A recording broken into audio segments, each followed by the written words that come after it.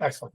Good evening. I'd like to call the order of the regular meeting of the Board of Selectmen for Tuesday, September 3rd, 2024. The time now is 7:01 p.m. Let's start with the Pledge of Allegiance, please. I pledge allegiance to the flag of the United States of America and to the republic for which it stands, one nation, under God, indivisible, with liberty and justice for all. Any public comments? Mail line, okay. Correspondence? No. I move that we approve the Board of Selectmen regular meeting minutes from August 20th, 2024. Second. Any discussion? All in favor, say aye. Aye. Opposed, motion carries. Okay, I'll make mine brief. I just kind of want just a couple little updates, nothing crazy here. Tomorrow we're going to start working on the tennis courts, which is a great thing. We're very excited. So tennis courts and pickleball should be happening really soon. FEMA will be in town tomorrow, we think. They were supposed to be here last Friday, then they were supposed to be today and canceled, but they're going to be here tomorrow after they were in Danbury. They're basically just looking around at the personal property damage that we've had and kind of giving us, I guess adding up the numbers to see if Connecticut will be eligible for a major disaster designation. I'm working with, I don't know if you noticed in the updates last week, we're getting a pretty big kick in the tail on the electric rates due to the changes in the, well, really it's a couple different changes that I'm trying to work out with Eversource. They haven't gotten back to me yet, but there's not only a special benefits charge, but the non-bypassable FMCC charge, all that hit us really, really hard. That's the millstone part. But just to kind of give you an example, we also have increased electricity. But from looking at Bethel Middle School, in July, our bill was $12,327 for Bethel Middle School. In August, it was $23,620. So we did use some more electricity, but in the big scheme of things, it was all the extra charges that just hit us. So I'm working with Brad to see the real impact long term. We know July was one of the hottest months, but in addition, hopefully Eversource can help define, what some of these charges are. Because I'll tell you, I have a master's degree, and it was pretty hard to even go in and look at all the PURA documents to find out exactly how it would affect us. So if you look at the PURA documents alone, with what they did, we're looking about a $450,000 increase. That would include the increases coming in September, starting today. So just to kind of give you a heads up. The other thing is with the scoreboards, we do have a fundraising flood sheet now. I'm going to be sharing with folks in the community groups and making some calls myself. But there's, they're trying to raise money for the scoreboards, which we'll talk about later. But the All Sports Booster Club is running it. And, if anybody sees this, there's a couple sponsorship levels. There's a silver, which you can have your name attached to all three scoreboards and your choice of duration of lifespan of the scoreboards, just 12 years. Sponsorship of $2,500. And then there's a gold level, 5 years of sponsorship on the digital sign on campus and advertising all three scoreboards for the lifespan, which is approximately 12 years. And that is $10,000. So we're going to be out there trying to see if some businesses will help.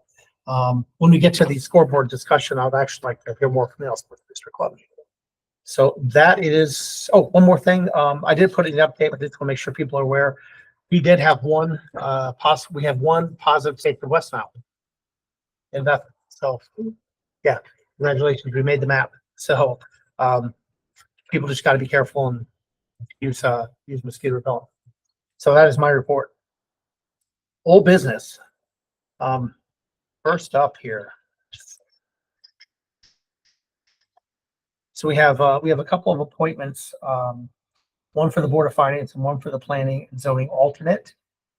So you probably have this in your packet. First off, I move that we appoint James Hancock of Codfish Hill Road to the Board of Finance to replace Bobby Jo Beers in her vacancy. Second. Any discussion? Okay, I'll try your mind. All in favor, say aye. Aye. Aye. No opposed? Motion carries. And Mary, we'll work on the duration of time because I don't have that on the sheet here when they expire. Yes, and can I just make one comment on that sheet? Yeah. It says the Board of Finance recommendation, and then underneath it says recommended for appointment to the vacancy on the Board of Education. That was just a typo. Got it. So noted. Next up, I move that we recommend Jeffrey DeRosa to the Planning and Zoning alternate seat, which was vacated by Diane Ryan. Second. Any discussion? I have not talked to Jeffrey DeRosa. Have you? Very Yeah. good guy. He owns his survey company out of New York. Very familiar with reading maps and works with engineers, so he'll be a good addition to that board for sure. Awesome. I've heard the name. I just haven't had a chance to reach out to him. Okay. With that, I'll try mine. All in favor, say aye. Aye. Aye. And no opposed. Motion carries. Move right along, Brian. Okay. So, I'd like to make a motion to add under new business, the consideration of a new ordinance authorizing the Board of Selectmen to, let's see if I get this right, to determine whether whether personnel died in the line of duty after a volunteer firefighter, police officer, or emergency medical service personnel has had a cardiac event, stroke, or pulmonary embolism within 24 hours. Close enough? You want to read up how I should say it? So there is a public act. It's an act concerning Well, we're doing an ordinance. authority to declare, I was just Oh, explaining yeah, where it's yeah. coming from. Okay. An act concerning authority to declare that a firefighter, police officer, emergency medical service personnel died in the line of duty. And the act says basically, unless you change the authority that makes this determination, and if it concerns a police officer, it would be the police chief. If it were a firefighter or EMS personnel, it would be the fire chief. Unless you enact an ordinance that says there would be another authority that makes that determination. Mhm. So we need to do an ordinance if we want other than those parties to be making that determination. Okay, so adding to the agenda, I just sort of want to make sure I get that right. The consideration of ordinance to allow the Board of Selectmen to be the determining board if a paid or volunteer firefighter, police officer, or emergency medical service personnel has a death caused by cardiac event, stroke, or pulmonary embolism within 24 hours of their shift or training. All right, because we're just going to start the ordinance process with that and then discuss it. Okay. Okay, so to add to the agenda, we have a second. Second. Okay, all in favor of adding to the agenda? Aye. Aye. Okay. And Mary will work on review the tapes. I started writing that out on the top of that piece of paper and I handed it to you. Okay, so I think you've heard, what Melanie had the legislature passed an act here this session, 24-16, which basically said, if we don't act by October 1st, meaning enact an ordinance that for a paid firefighter or volunteer, that the fire chief would determine whether or not it was an in line of duty death. If somebody has a cardiac event, stroke, or pulmonary embolism. For the police, it would be a police officer. For emergency services, in this case, it would be the fire chief again. At the end of the day, there's probably a host of reasons why this really should be. Oh, and I will say this, in the statute, it also says that it's not supposed to be a determination of what's the workers' comp claim. Not supposed to be used for that. Sure, good anyway, but that's what it's not intended to, in the statute. So my feeling is, of course, I think that this should be something that's elevated to the Board of Selectmen. Obviously, we would do our due diligence. For legislative intent, we would talk to medical personnel, maybe the town medical advisor. We have one right now. If we ever didn't have one, I'm sure we can seek somebody out. But what I felt, which we could talk about what I felt the language should be here in a minute, but I'll put it to you, Brian, if you have any thoughts. I agree that I think decision like that should be, pressed in the Board of Selectmen. Sure. Excellent. What I was recommending, and I gave to the town attorney, and I'll have to ask what she felt, is I kind of went straight by the statute. It was very simple. The meanings in the statute would be in an ordinance, the police officer shall, actually, I'm just gonna do that. How's that? And I gave a copy to Melanie. Pretty straightforward, I believe. I don't know that we'd have to have anything else about this. And I'm moving this along. I mean, obviously, if we have a public hearing, we have the opportunity to make changes to it. I think it's probably okay the way it is. I would just insert somewhere probably after 115-2 declaration, you know, what it's about. So we have some kind of header. So declaration that a firefighter, police officer, emergency medical service personnel died in line of duty.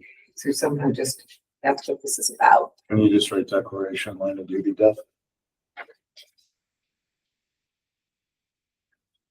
Would that be in the chapter title, chapter 115?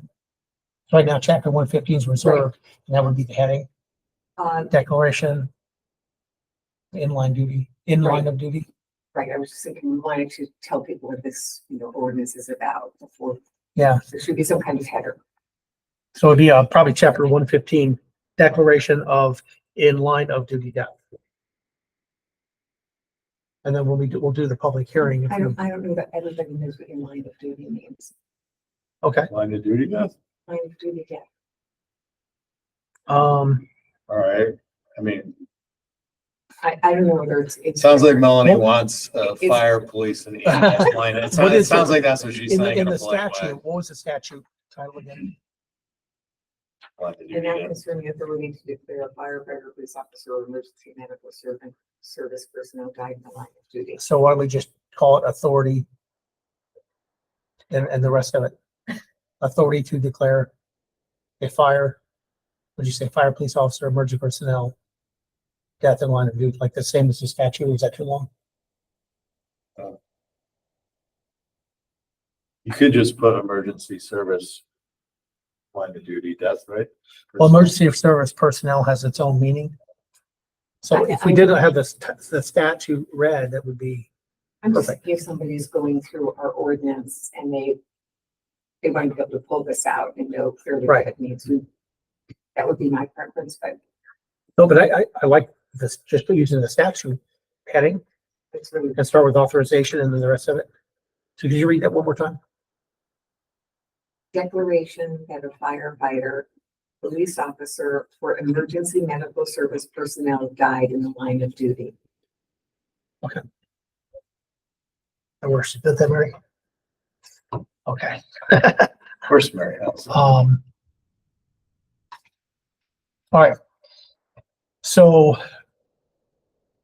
do we need to, I mean, this will be our language that we publish for a public hearing.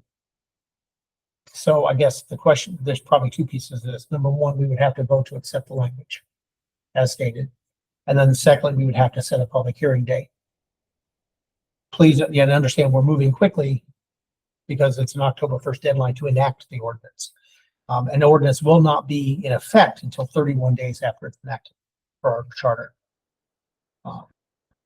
So with respect to the language, I'll just give it one read. You read the title and I'll just read in for the record.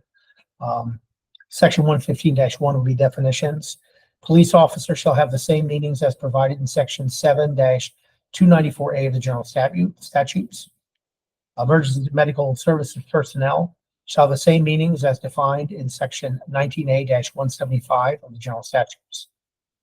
Section 115-2, if the death of any uniformed paid or volunteer firefighter, police officer, or emergency medical service personnel is caused by a cardiac event, stroke, or pulmonary embolism that occurred not later than 24 hours after such personnel concluded a shift or training, the Board of Selectmen have the authority to determine whether such personnel died in the line of duty.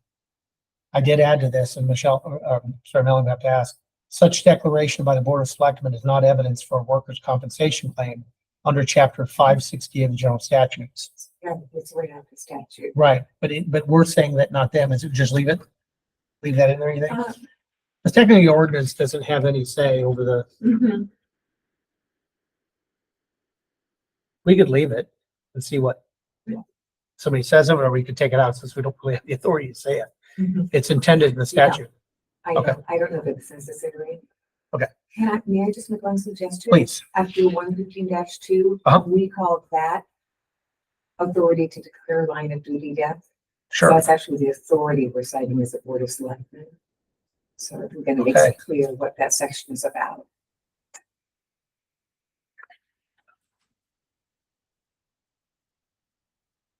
Got it. In That's deference right. to selectmen. Don't mind me. Outstanding. Okay, I make a motion that we approve, or they recommend. How do we do that, Melanie? Because we vote on the language, we accept the I language. think I would just approve it for Approve the language publication. for and I see publication. what's going- This is a step in the ordinance Okay. process. All right, so I move that we approve the language as stated for the ordinance approval process. Do I have a second? Publication. For publication for the ordinance approval process. So, Okay, all in favor? Aye. Okay, so next up, we have to set a public hearing.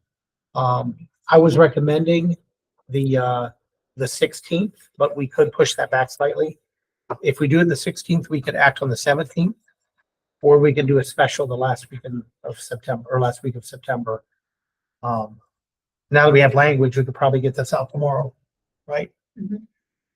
That would mean that the 16th would be a good day, be the first business day.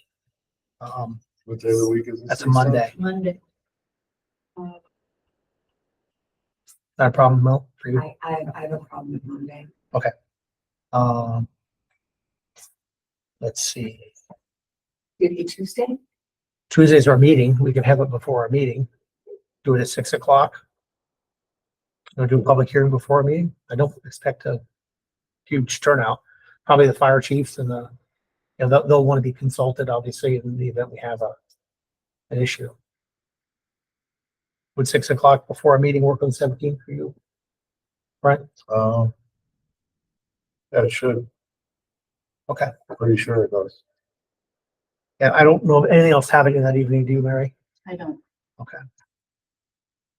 Just checking the calendar one more time, Yep. 10 days and everything. make Sure. We're all good. Yeah, 10 days should happen on the 14th, I think, So if it goes out tomorrow. Well, it won't be in tomorrow's paper. Oh, so it'd be in Wednesday, right? well, Tomorrow's Wednesday. I mean, Thursday. Zero. Oh, today's Monday. Hmm. 1, 2, 3. It should be Monday, but it's Tuesday. 1, 2. So tomorrow's Wednesday. 9, you 10. Still call got the 10 days. paper, and then they put it in. Hopefully Thursday if they have room. So And that gives us a day notice. so and it's- doesn't go to Friday. If it doesn't go Friday would count as the first day, right? Yes, So the day 6, publication counts, but not the Right. day of the meeting. right? 1, 2, 3, 4, 5, 6, 7, 8, 9, 10. That's still Sunday, the 15th. So this Friday's still good. gives- Yeah, we're still good. 2 days early. Yeah. Okay, And if for some reason it can't go in by Friday, I guess we have to know about that. I guess we have to. That it should be, we'd have to reset the date. for the Right. meeting. right, So Friday is the latest. right. We should, we pretty good luck. If we do it tomorrow, it's usually sort of a Friday. Okay. All right. I move that we convene a public hearing for the discussion of a new ordinance, chapter 115. The authorization to declare line of duty deaths for 6 p.m. on September, should I get this right, 17th, 2024.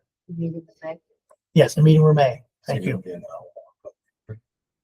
I think we should keep that in just in case people, I mean, we could always delay our meeting if it went over. You want to go 6:30 and, I was just say 6:30. okay, I'm all right with that. I'll take it as a friendly amendment, 6:30. Okay, 6:30. 6:30, The public hearing 6:30. 6:30. Gives people time to go. I mean, worst case is, we're all here for it's not a notification or notice issue for us for our next meeting. So we'll be here. Okay. So 6:30 p.m. it is. All in favor? Aye. Aye. Any opposition? Nope. Motion carries. Sorry we had to like move quickly on that because, yeah, the legislature hasn't given us much time. Next up. I'll just go ahead and call up Paula. If you want to explain, we have the, I am asking for the abatement of taxes for the Bethel Housing Authority and Bethel Concrete Corporation on the grand list of October 1, 2023, in the amount of $232,064. Did I say that right? yes. Yeah. Yeah, $64. I am This- just this adding it up is to make sure. what gets waived every year, abated every year, I should say.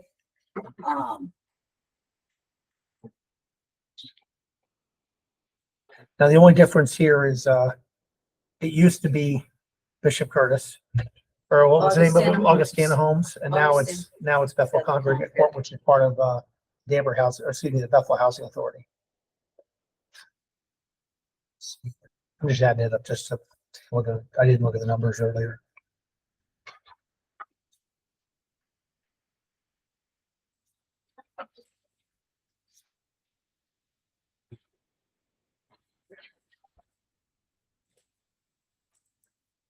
Right on the money.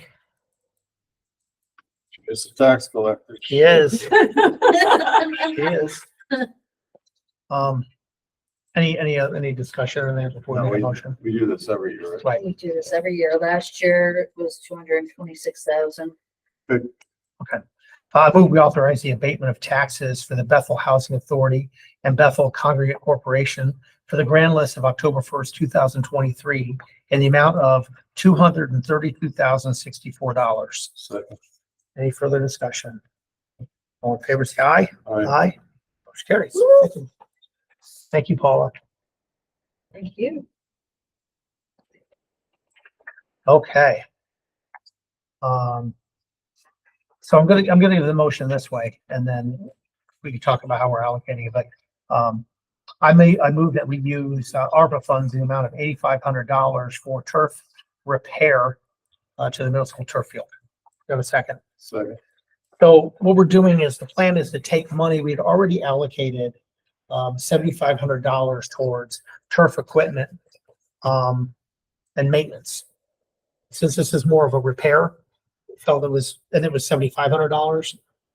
We felt it was more appropriate just to do a reallocation. So we're kind of clawing back that money officially because we haven't used it. So it's ready to come back to the account. And we're using it towards this. And with that said, the entire job is actually a little more. Park and Rec is going to pay about $3,500 to do one piece of it to get it in a lot better shape than it would have been. And I think we probably have the ARPA funds here. We also have the proposal from Sunset Landscaping here.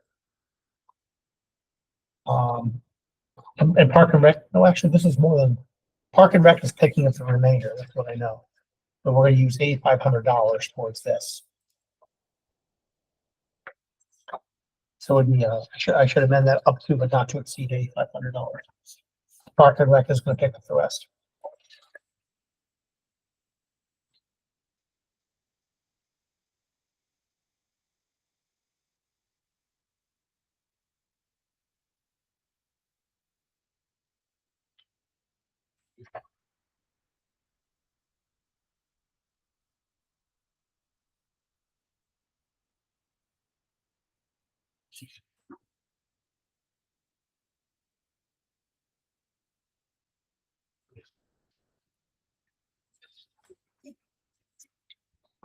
Any thoughts? No. Okay. Without very much, all in favor, say aye. Aye. Aye. And no opposed, motion carries. Finally, last up on the head parade. So, we've mentioned, in previous first selectmen reports about the scoreboard project. It's really a great project. Right now, well, actually, I'll turn it to Greg. You want to say a few words about the project? Or you want me to just kind of roll with it? Because, I'll roll with it. I can fill in the blanks or talk a little bit about it. So, basically, we're doing, the 3 scoreboards. It's going to be where's my sheet here? I think I just had it. Which had the pledge sheet. Well, tag it right here. Greg, you want to tell us which 3 scores? Which 3 scoreboards?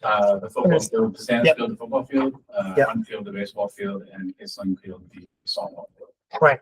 There's also a plan to reuse.